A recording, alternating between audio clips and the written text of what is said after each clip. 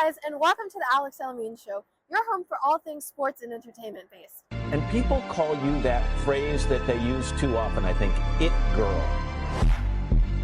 Damn, girl, I like how you dance.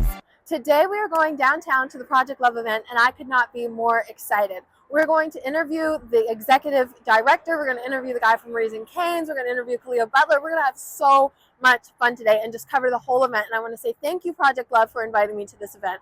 So stay tuned for exclusive interviews, behind the scenes content, and all things El-Amin based. Just here to enjoy the day, have an open mind, be here to engage and network with people too. There's a lot of people in this room that you could benefit from having conversations with.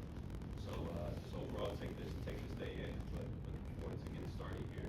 So we have Natalie, she's our sports therapist. She's going to take you all through some activities, some cool things, keep you all engaged, get the morning kicked off. Break the ice, okay? Then we'll get started with the panel. George, you want to get the introduction? So I'd like to introduce everyone to Natalie Graves. She specializes in working with athletes of all ages, from the professional level all the way to high school, junior high. She's a sports therapist, so she really works on the mindset of things and your mental attitude and capacity and how that goes into your life, not only on the court, but off the court as well. She has written several books about that and just in that field in general. And she works with some of the professional teams here in the city. She's an amazing speaker, and I want everybody to give a big round of applause and get ready to just hopefully be taught something new. Just to the last session, I hope you all enjoyed it. It seemed like you all really engaged. I know you're looking forward to this part of the event. I have a lot of my close friends here that have had a lot of the experiences with NIL. We talk about the transition into entrepreneurship, into professional careers, and even playing at the professional level as well. So a lot of knowledge on this panel, a lot of people from Chicago as well too. So just looking forward for them just sharing their stories. So we're gonna get into it today. Hi everyone. Are y'all good today? Come on. Like, hi everyone. How are y'all? Why you give me time? You can smile. It's okay. We're here to talk about NIL. Thank you everybody for joining us. Alana, for you, in terms of volleyball, starting off at Northwestern, transitioning to Virginia, you were kind of talking about it outside. How did that work for you, entering the transfer portal and then still trying to work on, making sure that you're getting deals that you can? You kind of came to, and you were later in the NIL business. How were you still able to make that work for you on the volleyball aspect of things?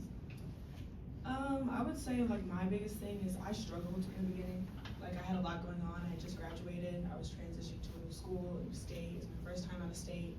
And I'm being bum rushed with all these deals. And like Chase was saying, you start comparing yourself. And I'm like, oh, I haven't signed a deal yet. Oh, I haven't done this yet. I was putting so much pressure on myself. And I think I kind of just started to build my own community. I got an agent. I think that it has its pros and its cons, but for me, that was my biggest relief.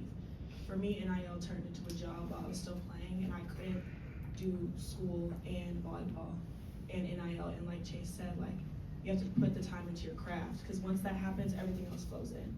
So I really just kind of didn't even worry about NIL. I really didn't start capitalizing on NIL until after my season was done. And I had the best season of my entire life, and I got the most deals I had ever gotten. So I think it was just really taking that time, building my community. I interviewed with about 6 or 7 different agencies, because if I'm giving you my hard-earned money, you gotta be working for me. It has to make sense.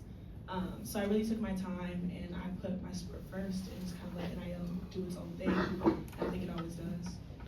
Can you elaborate a little bit more on that? How important it is, even just to Chase's point, doing what you can and on the court, wherever you're doing? How much do you have to focus on that, and how does that kind of help build your brand in itself? Yeah, I was always building my own brand. I think that's the biggest thing, is that it doesn't matter where you go to school. You go to JUCO, you go to Big Ten, you go anywhere. As long as you build your own brand, you're gonna make money off NIL. So I feel like I really focused strictly on that. Virginia wasn't my first pick that I wanted to go to, and it wasn't the biggest school for NIL. But I focused on building my brand, doing as well as I could in my sport, and then that translated into NIL for sure. Hi guys, it's Alex and I'm here with. Kalia Butler. I am a local sports journalist in Chicago. All right, Kalia, so what is NIL and why should every athlete care about it? Well, NIL is name, image, and likeness, and every athlete should care about it because they can get paid for their name, image, and likeness now. And especially just the day and age that we are in with social media, everything else, you can be your own brand, which is so important because you basically are your own boss at a very early age. Obviously, be careful with certain things and lean on others to help you. Yeah. But yeah, I mean, you should be able to create money off of your own name at this point, especially as an athlete. Okay. What are some of the best NIL brand deals that you've seen so far? Well, we were just talking about True Fruit and UConn, Paige Becker's, going from we need some more True Fruit to them being like, say no more. I would also probably say the same thing for Paige Becker's because I love her. So yeah, I mean, stuff like that where it's just like so easy to get done, but it also shows that brands are paying attention to the needs as well. So yeah, I think that would be a top favorite of mine. All right, thank you so much. Yeah, absolutely. Hi guys, it's Alex and I'm here with. Chase Adams, Chicago point guard. All right, Chase, how has NIL changed the way college athletes approach their careers? I think it makes it more business oriented. I think basketball, obviously, everybody has the same goal of going to the league, but I think it makes it more tangible a little bit earlier. You get to see money at a collegiate level instead of having to wait all the way into the pro ranks. But yeah, I think it gives people more incentive to work hard before you get to college, and now that you can, everybody knows that you can get paid in college, to go get it. If you could sign with any NIL brand, who would it be? I've always been a Nike Jordan kid my entire life, so Okay. if I could sign a deal with Nike or Jordan, that would probably be the most suitable for me. Last question, NIL deals, social media pressure, school, basketball, how are you handling it all? I think my faith and my family keeps me well-rounded and keeps me grounded in my work.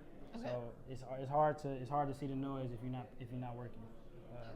So I'm in the gym all the time. I'm barely outside. When I am outside with my family, like I said, I'm focused on my faith and my spirit as much as possible too. So I can't say that and be going around talking about myself in a cocky way. I love that. Okay, thank you so much, Chase. Yeah, no problem. Hi guys, it's Alex El-Amin and I'm here with. Curtis Henderson, Executive Director of Project Love Chicago. Oh, okay, Executive Director. So what inspired you to help create Project Love? Yeah, really it was just through my experiences working, being an athlete, having to make that transition myself, and not really having the necessary resources or support to kind of lean back on to work through that transition. So when I saw that opportunity, I wanted to create something, a platform for the youth here in Chicago where they could have something that they can leverage and come to for mental health support, support with employment, support with academics, but also give an extracurricular element for fun as well too. So just creating a safe space for the kids here in Chicago. Wow, so what is the mission of Project Love? Yeah, so our mission is really to break the cycle of poverty, increase youth academic outcomes, and also help with mental health issues so that we can build a long-standing community, a strong community in the Chicago area, and that we can help uplift our underfunded and under-resourced communities. Wow, so what impact has Project Love made already, and what impact do you hope it will make in the future? Yeah, so to date so far, we've been able to impact a lot of different communities, a lot of students, about 4,500 across the Chicago area to date. We've donated over $30,000 in scholarships for college, over $100,000 in supplies that for back to school, Christmas drives, turkey drives, things like that to support the community. And how I see this impact definitely growing, we're getting into academics, we're getting into mental health, we're diving more into employment this year. But the goal is to provide mental health, tutoring and academic services to all 650 Chicago public schools for free for students so that they can have that resource and give them employment pipelines so that they can have an idea of what they want to do with their education after they graduate. Thank you so much. Thank you. It's a pleasure. Hi guys, it's Alex and I'm here with Alana Walker. Alana. The female NIL experience, how is it different than the men's? I would say there's a lot more opportunity. I think that women have different avenues, like the avenue, the fashion avenue. to capitalize in. I think I learned that quickly. But I will say it's different that there is a little bit less opportunity from a sports aspect. Most companies want to go for, the bigger basketball athlete or the bigger football athlete, typically, which I think hurts women, especially if you're a non-basketball athlete. Wow. So juggling school, sports, NIL, brands, how are you doing it all? How did you do it all? So I tried it on my own at first. Okay. It did not work out very well. I ended up just leaving NIL alone, but I ended up getting an agency, someone I really trusted. I had an agent, and he handled all the NIL things. And so for me, it would just be like penciling into my schedule. So it just became part of my daily routine, making content, checking my email, but like he really handled all the communication, so I could just focus on my craft and my schoolwork. All right, and last question, what is your dream NIL collaboration? Probably Fenty Beauty. Yes. Or anything Fenty, Are honestly. we wearing Fenty today? We are. My highlight is Fenty. But honestly, like, I would just love to work with her. I love working with Black-owned brands, and I would love to just have a makeup deal. Okay, well, Fenty, you got to sponsor her. Thank you so much. Thank you. Thank you for watching the El-Amin Show, your home for all things sports and entertainment based. And another special thanks to Project Love for inviting us to cover this event. It has been amazing. And I want to also send a special thank you to Eric from Young Ballers TV, who helped me a lot with filming today. Shout out to you, Eric. And thank you to everybody who let me interview them and all of that great stuff. Make sure to subscribe and hit that like button and click all of the links in our episode description to see more content just like this. And I will see you again on the El-Amin Show. Bye.